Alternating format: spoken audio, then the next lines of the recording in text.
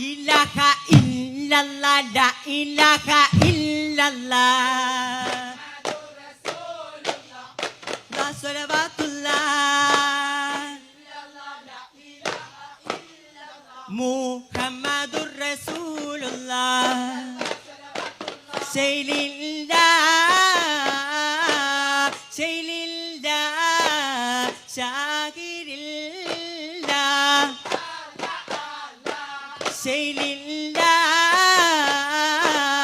Sayyidillah, Ya Shaykh.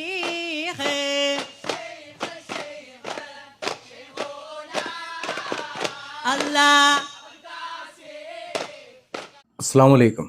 പ്രിയമുള്ളവരെ, ഇത് കഴിഞ്ഞ മാസം വേങ്ങര ഡിവിഷൻ SSF നടത്തിയ ഒരു സാഹിത്യോത്സവമാണ്. ഓക്കെ, സാഹിത്യോത്സവം അവരുടെ ദർസുകളുടെയോ മദ്രസകളുടെയോ ഒക്കെ ഭാഗമായിക്കൊണ്ടുള്ള കാര്യമായിരിക്കാം.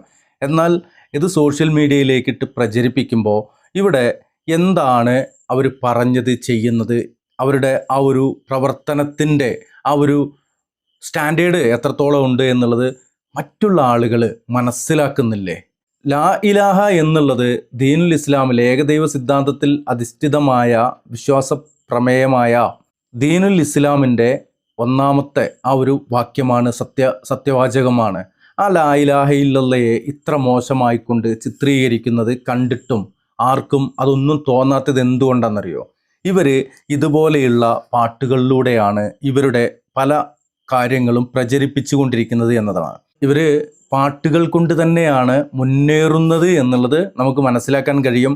ഇസ്ലാമിൻ്റെ പേരിൽ പ്രവർത്തിച്ചു കൊണ്ടിരിക്കുന്ന മുസ്ലിം നാമധാരികളായ ചില ആളുകൾ, അവർക്ക് കുറേ പാട്ടുകളുണ്ട്. പാട്ട് സംബന്ധമായിക്കൊണ്ട് ഒരു വീഡിയോ വരുന്നുണ്ട്. കുരുവട്ടൂർ നൗഷാദ് ഹസന് റിഫായി മാല എന്ന് പറയുന്ന ആ ഒരു സംഭവത്തെ എടുത്തുകൊണ്ട്, സാധനത്തെ എടുത്തുകൊണ്ട് ഒരു കാര്യങ്ങളൊക്കെ പറയുന്നുണ്ട്. ഇവിടെ മനസ്സിലാക്കേണ്ട ഒരു കാര്യമുള്ളത്, ഈ പാട്ടുകളൊന്നും പാടി നടക്കാനും പ്രചരിപ്പിക്കുവാനും സോഷ്യൽ മീഡിയയിൽ ഇട്ട് അലക്കാനും ഒന്നും അല്ല പ്രവാചകൻ നമ്മെ പഠിപ്പിച്ചിട്ടുള്ളത് എന്നുള്ളതാണ്. പ്രവാചകൻ പഠിപ്പിച്ചിട്ടുള്ളതിന് വിരുദ്ധമായിക്കൊണ്ടാണ് ഇവർ പല കാര്യങ്ങളും ചെയ്യാറുള്ളത്. നമുക്കൊക്കെ അറിയാവുന്ന കാര്യവുമാണ്. ഈ ഒരു പാട്ട് മാത്രമല്ല, ഈ ഒരു പാട്ട് പുതിയതായിട്ട് ഇപ്പോൾ കഴിഞ്ഞ മാസത്തെയാണെന്ന് പറഞ്ഞല്ലോ, കഴിഞ്ഞ മാസം പുറത്തു വന്ന ഒരു സാഹിത്യോത്സവത്തിൽ കണ്ട ഒരു കാര്യമാണ്. ഇവരുടെ ആളുകളാരും ഇത് എതിർക്കുകയോ ഇതിനെക്കുറിച്ച് വിശദീകരിക്കുകയോ ഇത് തടയുകയോ ചെയ്യില്ല. കാര്യം അവരുടെ പ്രവർത്തനങ്ങൾ മുഴുവൻ അത്തരത്തിലുള്ളതാണ്. ഇവരുടെ പ്രവർത്തനങ്ങൾ അത്ര കണ്ട് അപകടാവസ്ഥയിലുള്ളതാണ്. അത് സംബന്ധമായിക്കൊണ്ടുള്ള വീഡിയോകൾ പുറകെ വരുന്നുണ്ട്. ഇത് ചെറിയൊരു വീഡിയോ ആണ്.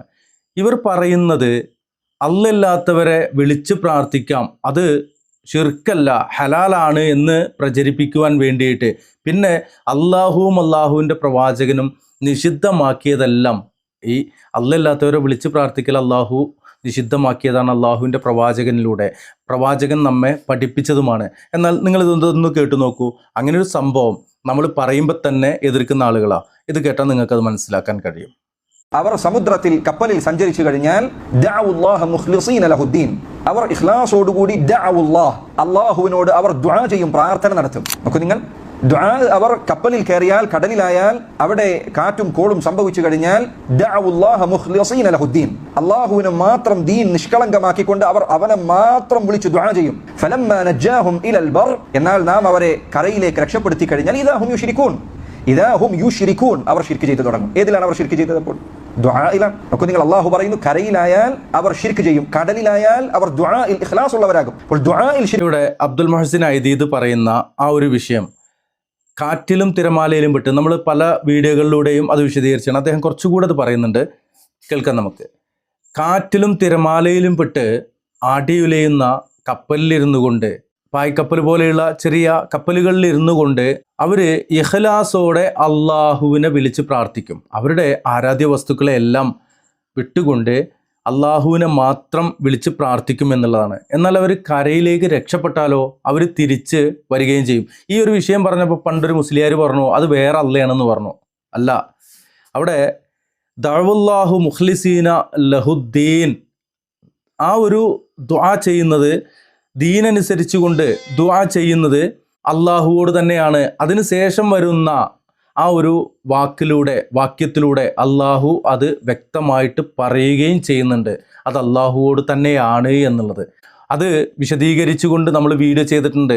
അവിടുത്തെ ഫിഅലിൻ്റെ ഫായിൽ ആരാണ്, ലമീർ മടങ്ങുന്നത് ആരിലേക്കാണ് എന്നൊക്കെ പറഞ്ഞുകൊണ്ട് ഇത് മുസ്ലിയാക്കന്മാർക്കറിയാം. ഇങ്ങനത്തെ വാക്കുകളൊക്കെ അവരാണ് ഉപയോഗിക്കുന്നത്. അപ്പോൾ അവർക്ക് അറിയുന്ന കാര്യമാണ് അത് അള്ളാഹു തന്നെയാണ് എന്നുള്ളത്. എന്നിട്ടും അവർക്ക് എന്താണ് സംഭവിക്കുന്നത്? അവർ തിരിച്ചു വന്നു കഴിഞ്ഞാൽ അള്ളാഹുവിനൊപ്പം അവരുടെ ആരാധ്യ വസ്തുക്കളെയും വിളിച്ച് പ്രാർത്ഥിക്കുന്നു. ഇത് ഷിർക്കാണെന്നാണ് പരിശുദ്ധ ഖുർആൻ പഠിപ്പിക്കുന്നത്.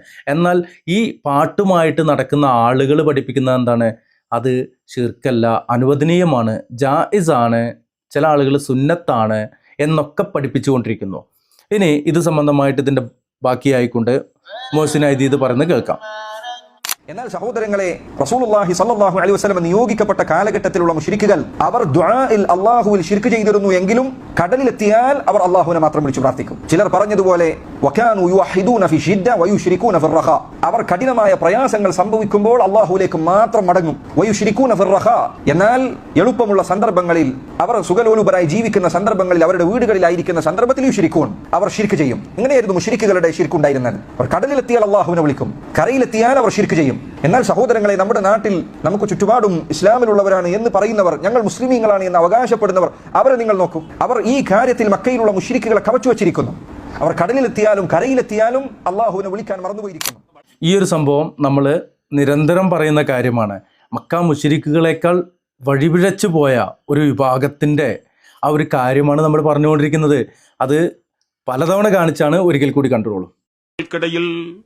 കുറെ ഐറ്റകൾ വരത്തിലതാ ഓപ്പൺ ബോട്ടാണ്, കപ്പലല്ല, സൗകര്യങ്ങളുള്ള ബോട്ടല്ല, ഒരു സൗകര്യമില്ലാത്ത സാധാരണ കപ്പലാണ്. പെട്ടെന്ന് മഴയിൽ ഹജ്ജ് ക്ലാസ്സിലേക്ക് നടക്കുന്നതിന് വേണ്ടി വരികയാണ്. അതാ കടൽക്ഷോഭം വളരെ വളരെ രൂക്ഷമാവുകയും ഇതാ മരണത്തെ മുഖാമുഖം കാണുന്ന രംഗം, മരിച്ചെന്ന് കടലിൽ മറിഞ്ഞെന്ന് വിശ്വസിക്കുന്ന രംഗം.